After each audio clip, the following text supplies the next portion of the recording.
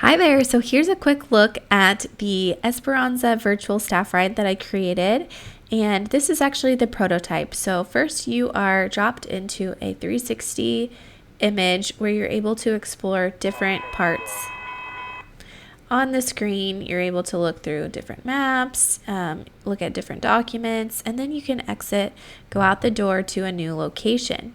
So with this example here, I actually created this with generative AI. I developed this 360 photo in Skybox to kind of show my subject matter experts what it could look like if we were able to connect the content with the space that they had.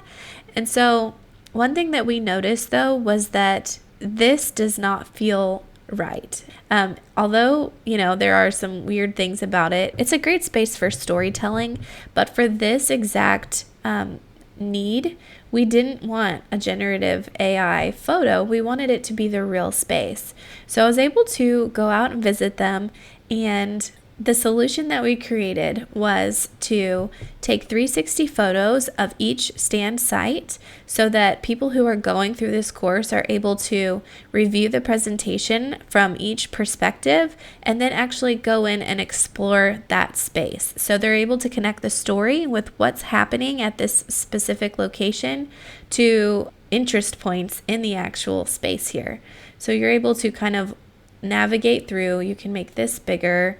You can see different interest points and then even zoom in to different points. And let me show you. So I also created a course agenda for this. And the reason being is because I needed to present something where this is going to be a cohort type of experience. And then you're going to go through these sections first. You can have a break and then you can do part 2. But you can also break this into 2 separate days. You can do this virtually. So there was a lot of flexibility here. And that was really important to my SMEs. So if you go in, you would complete each presentation and then you would go into the exploration phase. And like I said, it's 360 photos of each location. So for example, if you're a firefighter and you're talking about this space being, the location where the firefighters were at, well, they want to know where those power lines are at. They want to know where the actual house was at. They want to know what that terrain kind of looks like. You can even move back to a different location. You can see where those other points of interest are and where you're at. So it gives you that spatial awareness of what's actually going on in the place.